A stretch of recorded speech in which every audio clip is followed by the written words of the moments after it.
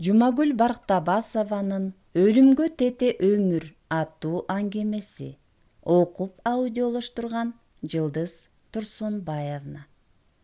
Бийик дубалдар менен турулуп, чоң темир дарбаза менен бекитилген бул жай нечендеген адамдардын тагдырларын өзүнө катып, тикенек зым менен чырмап салгандай сезилет.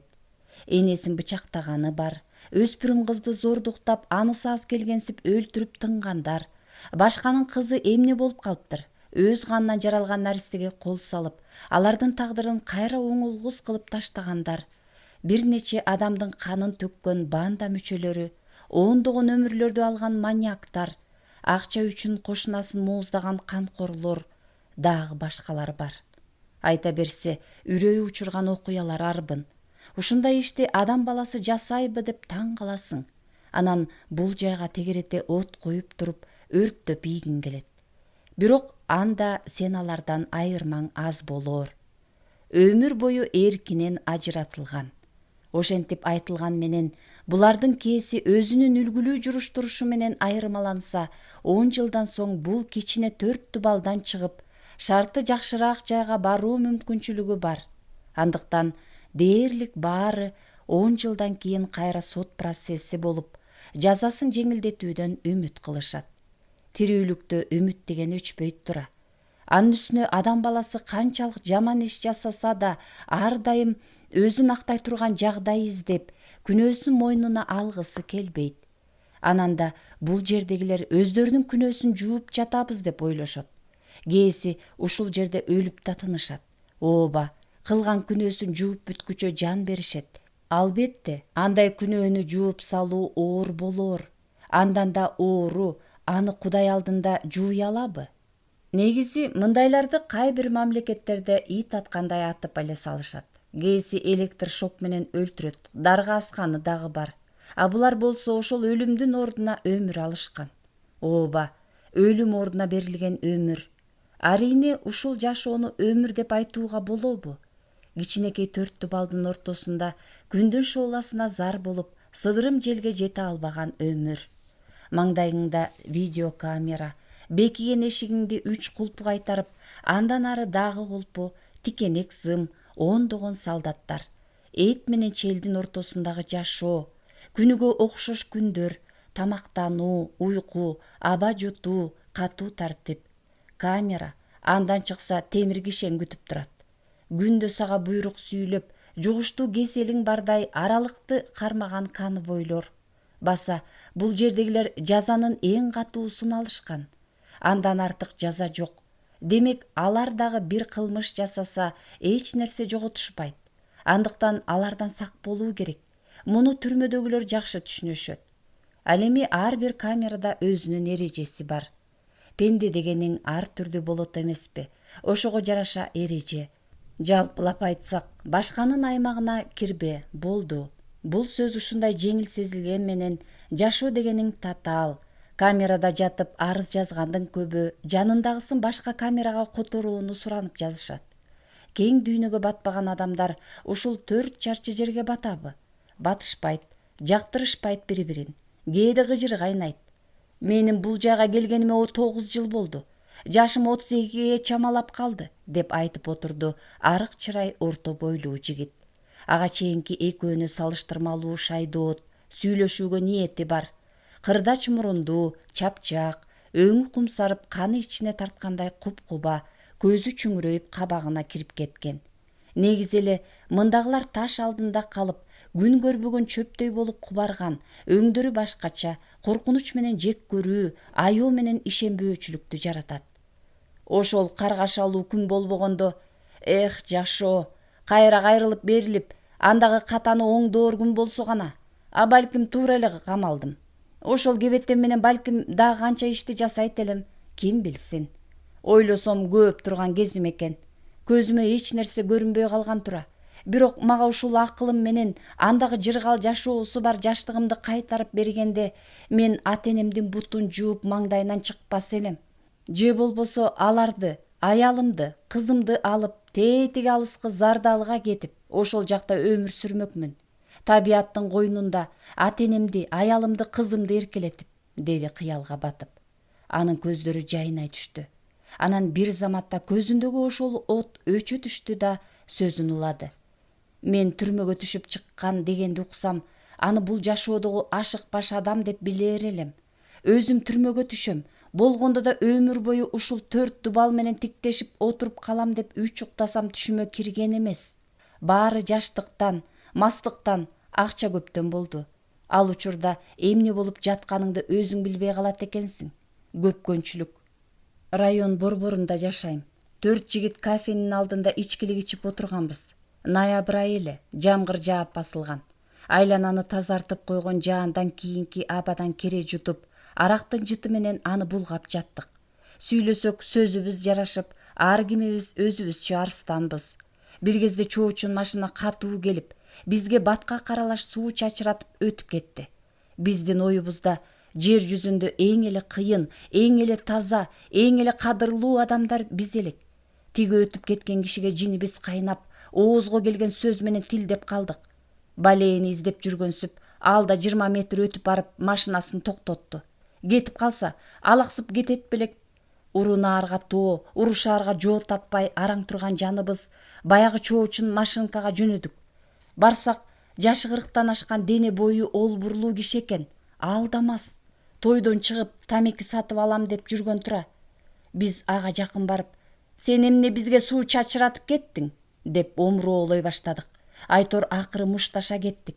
4 киши жалгыз адамды жөн коебу? Сулатып, анын кыймылдабай калган денесин өз машинасынын багажына бүктөп салдык да, өзүбүз салонго түшүп, ойлонбостон жүрүп кеттик. Маспыз. Тигини капара албай айлыбызды айланып жүрө бериппиз.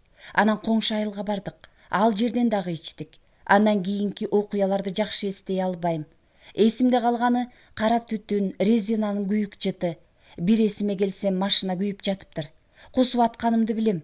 Көрсө машинанын ээсин кечке багажга салып жүрүп, эсибизге келгенде айылдан алыс ээн жерге барып, жол кырсыгынан өлдү деп ойлошсун дегенсип, айдоочунун ордуна отургузуп, өрттөп, жол четиндеги ылдыйыш жерге кулатыппыз. Ошондо мен 23 жашта болчумун. Үйлөнгөнүмө 4 ай эле болгон. Колукту менен никеге мыйзамдуу каттала элек болчумун. Ошентип кыңыр иш 40 жылда эмес, эртеси эле билинди. Ошол күнү кафенин жанына мени көргөндөр көп экен. Биринчилерден болуп кармалдым. Алгач подвалга түшүп калдым.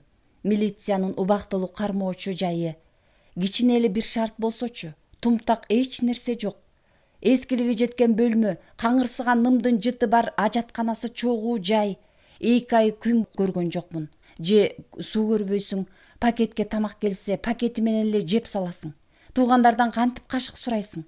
Бир жутум таза ба кымбат, адамдын жаны бышык, баарына көнөт экен. Ошого деле көндүк. Ал жерден СИЗОго которулганда көчөгө чыккандай болуп калат экенсиң. Кыскасы, мага тирүүлөй адамды атайлап өрттөп жиберген деген күнөө менен эң жогорку жазаны беришти. Соттук медициналык экспертизада грыжасы да бар экени, ал киши биз менен мушташканда эле мүрт кеткени айтылды. Бирок бул жагдай каралган жок. Биринчи тыянак менен калды. Тергөө амалдары жүрүп жатканда убакыт тез өттү. Ошол маалда жактоочуңду атаңан да артык көрөт экенсиң. Аны өлүмдөн арачалап калчу периштедей эле сезесиң. Бирок ага сен эмес, сенин акчаң керек тура. Сотко беребиз, 1 миллион сом бер деп айткан. Бере алган жокпуз. Азыр бул сумма ооздон кыйналбай чыгып калган менен ал кезде өтө чоң сумма эле. Мени актай алган жок. Чындыгында акташ керек беле, ага татыктуу билем деп да ойлойм. Бирок кылмышка түздөн түз тиешем жок эле. Ооба, балдардын жанында болчумун, мас элем. Кой дегенге да алым келип, акылым жеткен эмес экен. Жанымдагылар деле мени актап ийейин деген жок. Ар ким өзү менен алек болду. Бири качып кетип Казакстандан кармалды. Кыямат болуп жараткандын соту болгондо жер жүзүндөгү адамдар сооп талашып, ар ким өзү үчүн жанды албастайт дейт. Эне баланы, бала атаны карабай калат дейт го. Ошондо балким ошол да чындыктыр. Ар кимибиз өз башыбыз үчүн аракет жасадык. Эмне пайда таптык? Эч кандай. Алгач бул жерге келген күндөрү кыйналдым.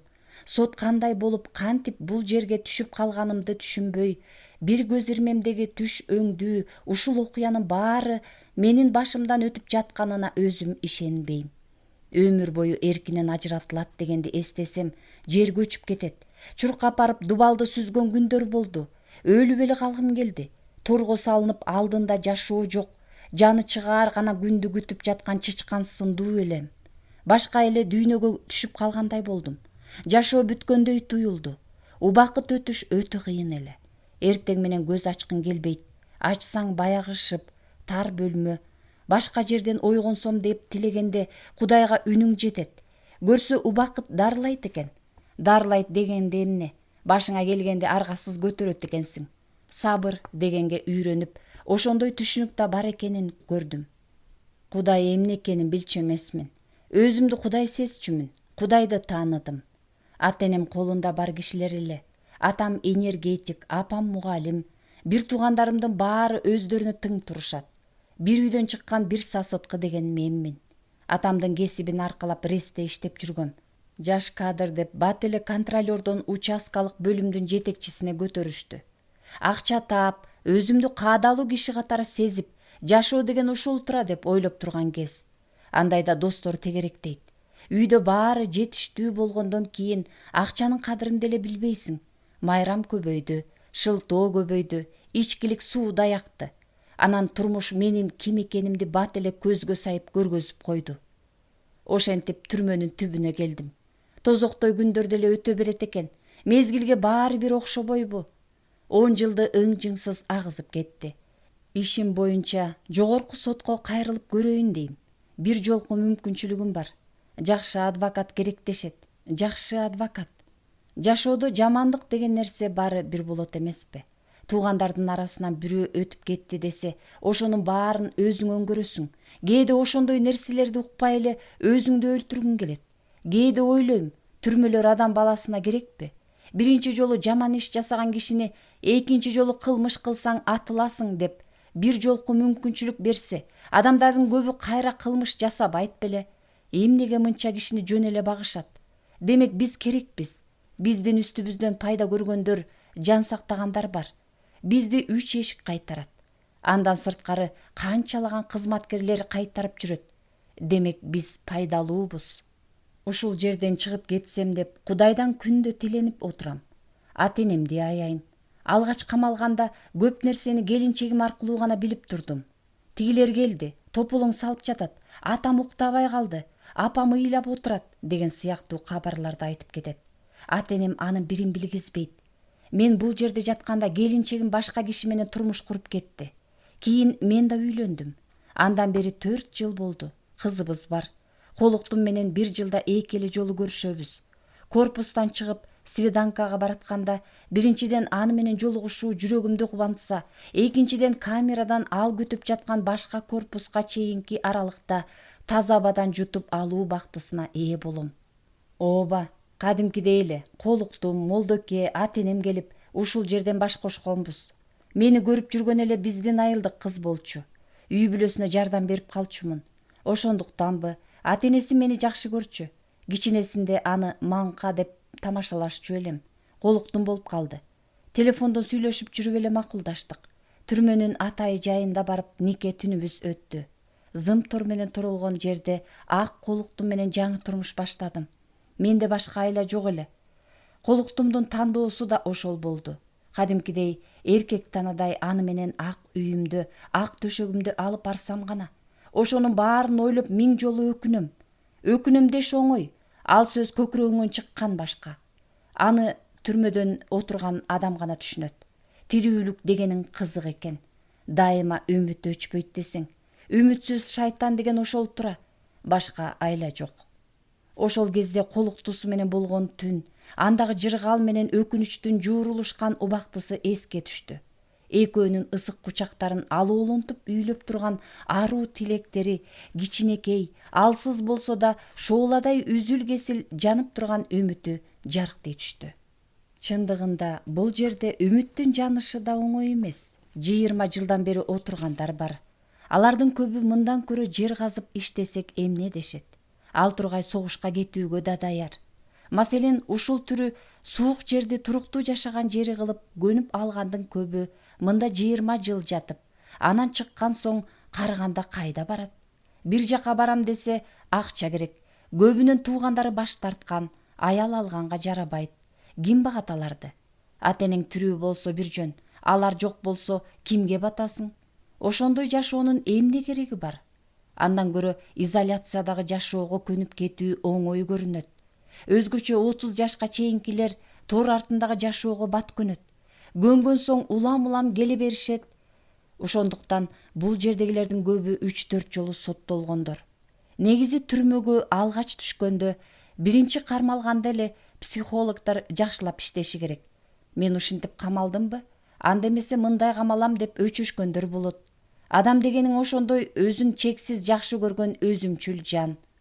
Кыздуу болгондо жашоомдо жарык пайда болду. 4 жылдан бери түрмөдө мактоолорду алып келе жатам. Ошонун баары эркиндикке чыгуу үчүн болгон далалат. Кызымды чекесинен сүйүп, жарыкчылыкта жашоону каалоодон чыккан аракет. Эгерде мага дагы бир жолу жашоону кайрып берсе, түрмөдөн 10 чакырым алыс айланып өтөр элем. Бул жерде мен деген өлтүргүчтөр жүрөт. Биздин алардан айырмабыз барбы? Албетте бар. Бирок биз алар менен бирдей эле шартта мөөнөттө жатабыз. Биз наряд үчүн керекпиз. Подельник болуп кеткендерге 15 жыл берсин. Бирок андан ашык болобу? Кандай дейсиз? Мен 23 жашта өмүр бою эркинен ажыратылдым. Азыр көчөдөгү адамдарга караганда ушул жердегилерди көп тааныйм. Же иштебесем, же мамлекетке пайда келтире албайм, же өлүп калган адамдын үй бүлөсүнө пайда алып келе албайм. Ушинтип жатканча коогалаңдар чыккан жерге жиберсе, мекенимди коргоп жатып өлөт элем. Чындап эле биз коомдун ашык баш кишилерибиз. Андыктан өз өмүрүнө кол салгандар да болот. Алардын көбү 6 жылга чейин жаткандар. Бир өлүм сөзсүз келет, камалып жата бергиче өлөлү дешет. Ал эми күндөр, айлар, жылдар өз нугу менен өтө берет. Камерада ким менен убакыт өткөрүүнү, эмне жешти же кайда бараарыңызды тандоо мүмкүн эмес. Ар дайыма коркунуч жана шектенүү менен курчалгансыз. Сүйүү жана жакын адамдык мамилелер дээрлик жок. Үй бүлө жана достор алыс. Жинди болуп калбоо үчүн өзгөрүп бул чөйрөгө көнүшүң керек. Үмүт, кыял сооротот. Аягы жок жашоо. Жакшылап ойлонсоң коркунучтуу. Мындан көрө атуу жакшыраакпы деп да ойлоп кетесиң. Бул жерде кылган кылыгыңды эч кимге түшүндүрүп кереги жок. Дос, душман жок. Эч бир буюм, байлык, даңк да өмүргө татыбайт. Кудайды эстейсиң, акыры анын үнүн да угасың. Алаксыганга эч нерсе таппайсың. Алдаганга, өлтүргөнгө эч ким жок. Кудай менен бетме бет каласың. Кудайды болсо алдай албайсың.